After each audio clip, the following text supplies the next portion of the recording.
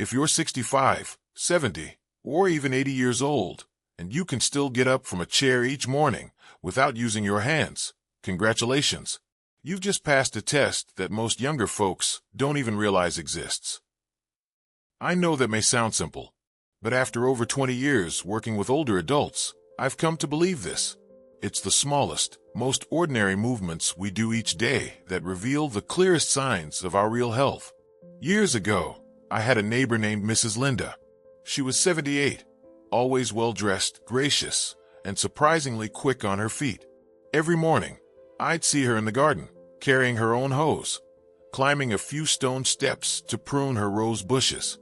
One day I asked her, "What's your secret?" She smiled and said gently, "I just try not to lose the things I can still do." That answer stuck with me for years, because the truth is, age doesn't decide how you grow old.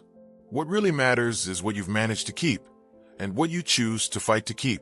In today's video, I want to walk you through 5 seemingly ordinary signs that actually prove you're aging with strength, resilience, and grace.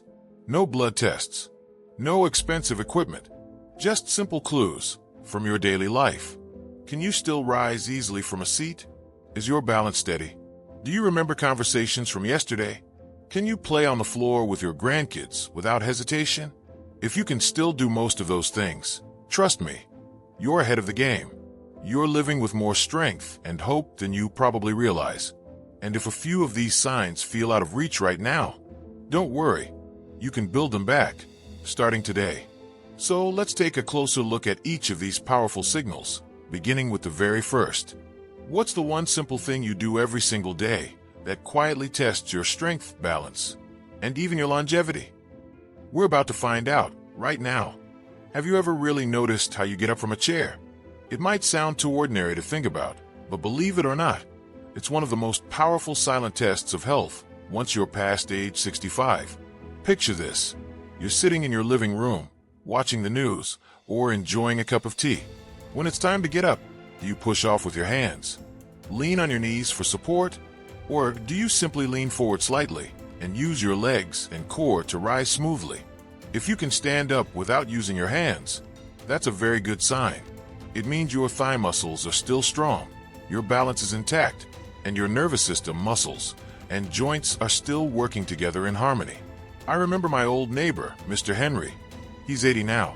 Every afternoon, he'd sit on the bench outside his porch with a book in hand. One day, I saw him try to stand up twice. He had to push hard with both hands just to rise. I gently asked, "Are your legs bothering you?" He shook his head and said, "Not hurting, just getting harder lately to get up." So I shared a simple test doctors often use. It's called the 5 times sit to stand test. You sit down and stand up 5 times in a row, as quickly as you can, without using your hands. For older adults, completing the test in under 12 seconds is usually a sign of strong leg muscles and a lower risk of falling. Mr. Henry gave it a try. It took him 20 seconds, but instead of getting discouraged, he saw it as a wake-up call. From that day on, every morning, he started a simple routine. Sit down and stand up from that same bench 10 times in a row. No hands, no rushing, just consistency. After just 4 weeks, Mr. Henry could rise smoothly, without grabbing anything. He smiled and said, "I didn't think something so simple could help this much." Here's what most people don't realize. Leg strength, especially in your thighs, is one of the strongest indicators of whether you'll stay independent as you age. When your legs weaken, the risks go up. Falling, broken bones, hospital stays, even losing the ability to live on your own. But when you maintain that strength, you're holding onto much more than just the ability to stand.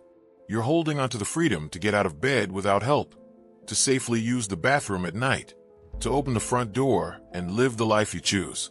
So next time you stand up from a chair, don't just walk away. Pause for a second and ask yourself, did I stand easily? Or did I need to use my hands? That's not just a mindless motion. That's a sign of independence. And if it's feeling a little tough today, don't worry. Your body can always relearn. You just have to be willing to start with the smallest steps. And speaking of moving, there's something even more important than standing up: how you walk. Not how far, but how fast, and whether you feel tired when you do. So let's move into the second sign, where every step you take may be a powerful clue about the health of your heart, lungs, and even your brain. We'll explore that next. Here's something surprising most people don't realize. Walking every day doesn't always mean you're healthy. What matters isn't the distance you walk, it's the pace you're still able to keep. When we're young, walking fast feels automatic, as if our body just knows what to do. But after age 65, your walking speed starts to say a lot about your health. Your heart function, lung capacity, muscle strength, and even your life expectancy. A few years ago, I met a gentleman named Mr. Thomas. He was 74, tall, lean, always dressed in a buttoned-up shirt and a fedora when he went out for his walks. Every morning, he'd stroll around the park near his house. One day, I joined him. After a few minutes, he noticeably slowed down. I asked, "You walk every day, right? Why the slow pace today?" He sighed. "I'm not sure. Lately I've been getting winded. Sometimes I have to stop halfway." Sound familiar? We often think we're doing fine, until something as simple as walking starts to feel harder, and we don't even realize it. But here's what science shows. Older adults who walk slower than 1 meter per second, that's just over 3 feet per second, have a significantly higher risk of hospitalization, mobility loss, and even early death. So I taught Mr. Thomas a little trick I call the elevator test. Here's how it works. Pick a short stretch, about 10 steps. Walk like you normally do. Then speed up like you're trying to catch an elevator before the doors close. The first time he tried, he had to stop to catch his breath after just 6 steps. But he didn't give up. He started walking every morning for 10 minutes, focusing on upright posture and taking longer strides. Each week, he tried to walk the same loop in the park, just a little faster. And he added something I always recommend: deep, steady breathing while walking. After a month, he came back smiling. I finished the whole walk without stopping. I feel like I've rolled back the clock 10 years. So what does this really tell us? When you can walk briskly without getting out of breath, it means your heart is still pumping efficiently. Your lungs are delivering enough oxygen. Your muscles are responding well to movement. But more than that, brisk walking is one of the simplest ways to protect yourself from heart disease, stroke, and even cognitive decline. Recent studies show that older adults who walk at a moderate to fast pace have better cognitive scores and up to 30% lower risk of memory loss. And if you've noticed your pace has slowed lately, don't worry. Speed can be rebuilt, one mindful step at a time. The key is not just walking for the sake of walking, but walking with awareness. Stand tall. Step with purpose. Breathe deeply. Let your heartbeat stay warm and steady. So next time you head out the door, ask yourself, where am I going? And is my body strong enough to get me there the way I want to? Because every strong step is a promise to yourself. A promise that you still have so much life left to enjoy. And when we talk about movement, there's one more piece that's just as important, but often goes unnoticed until it's gone. Balance. In the next part, you'll learn why simply standing on one leg for 10 seconds can reveal just how well your body is still working together. Let's explore that next. Can you stand on one foot for 10 seconds? It might sound like a simple childhood game, but for adults, especially those over 65, it's actually one of the most important ways to assess your risk of falling, getting injured, or even predicting your lifespan. I remember one Saturday morning, I was watering plants in my yard when I saw Mr. Frank. He's 76, struggling a bit with his new sneakers. He stood on one leg, trying to slip on the other shoe, and wobbled. He had to catch himself against the wall. No harm done, thankfully. But he paused for a moment, then looked at me and chuckled awkwardly. I'm not sure when I lost my balance. That moment really got me thinking. Balance isn't just about staying still.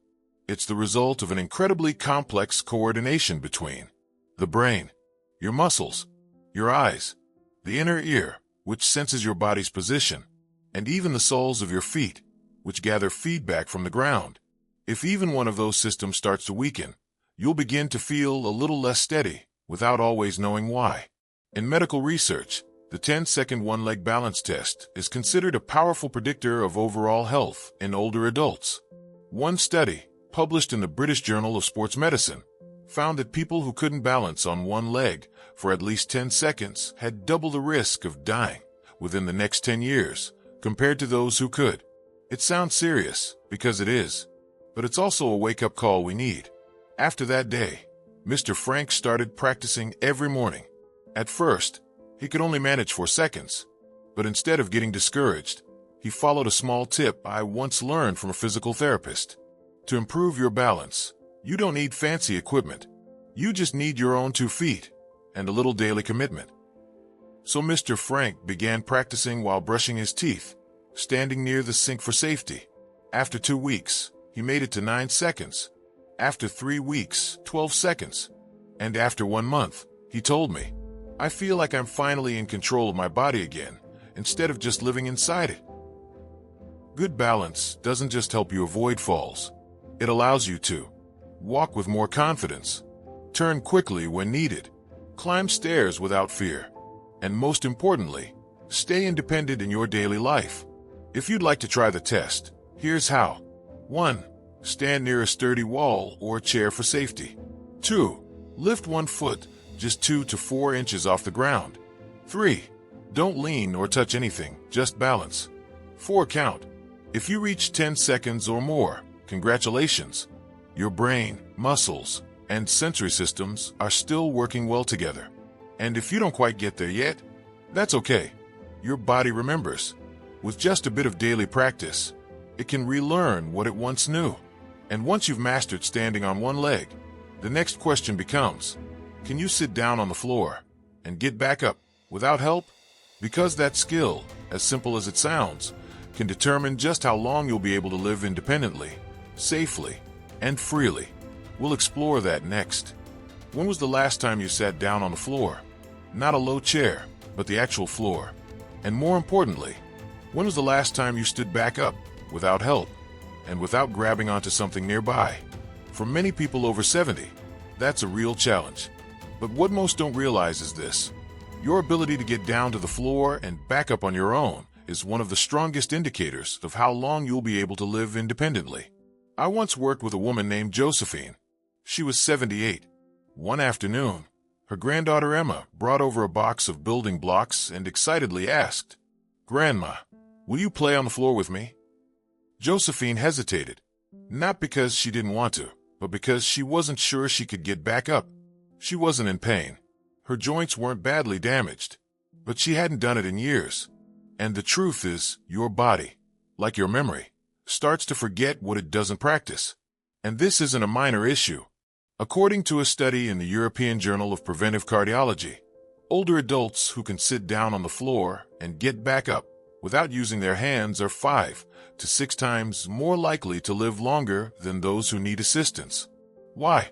Because this simple action requires strong legs and hips, a stable core, subtle balance, flexible joints, all working together at the same time.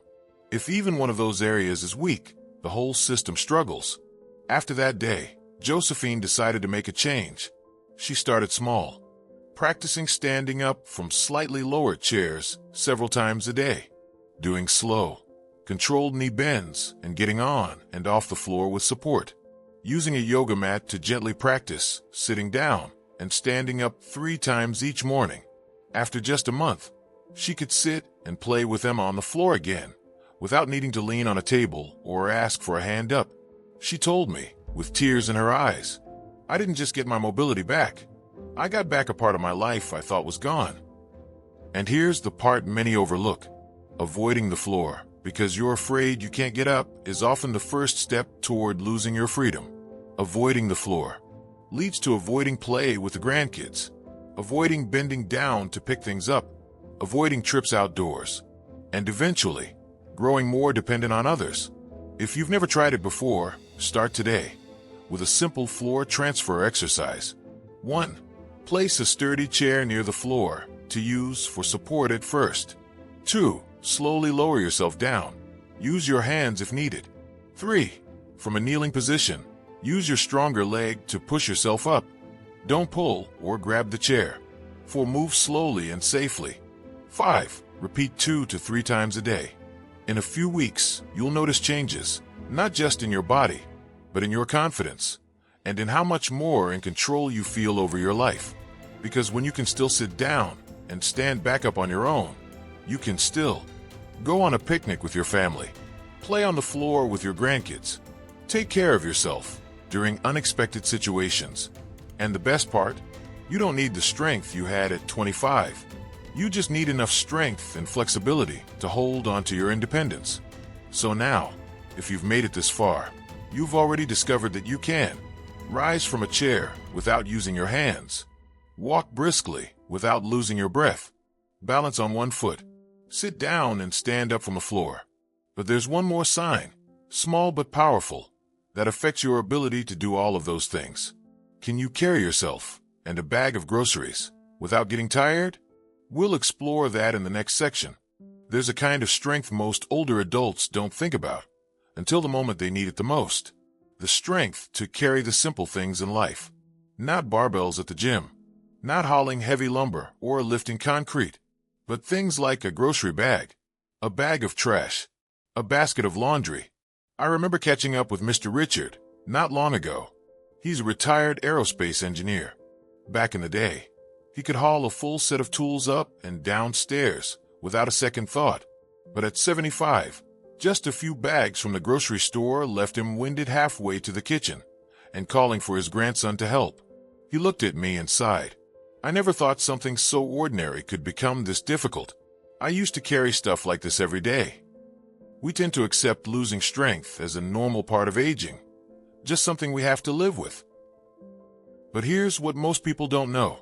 Grip strength, especially the simple ability to squeeze or hold something, is one of the most powerful predictors of overall health and longevity.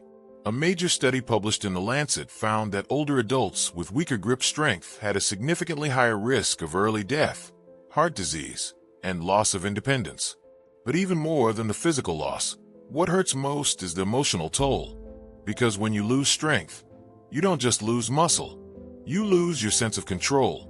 You lose the ability to handle the little things in your own life.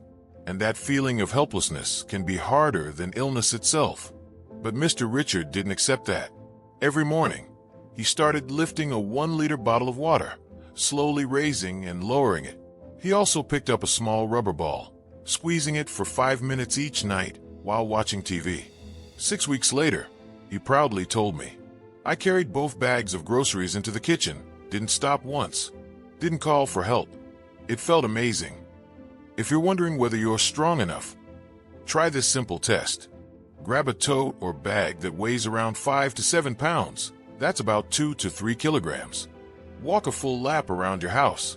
If you don't feel winded, your arms don't ache, and you can finish comfortably, congratulations. You're holding on to one of the most essential building blocks of independence. And if it feels a little heavy right now, don't worry. A little strength, a little effort, a little patience, every day, and your body will remember how. You don't need to lift weights. You just need to lift your everyday life with upright posture, steady shoulders, and a heart that says, "I've still got this."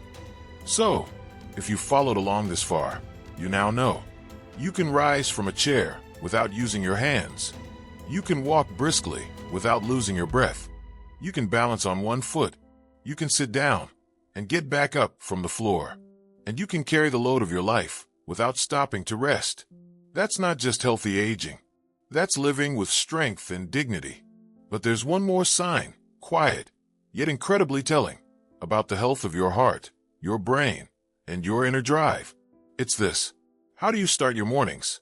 We'll explore that final, and perhaps most meaningful, sign in the next section. If you've made it this far, I believe you're not just listening. You're truly tuning in. Together, we've explored 5 things that may seem simple. Standing up from a chair, walking a little faster, balancing for 10 seconds, getting up from the floor, carrying a bag of groceries into the kitchen.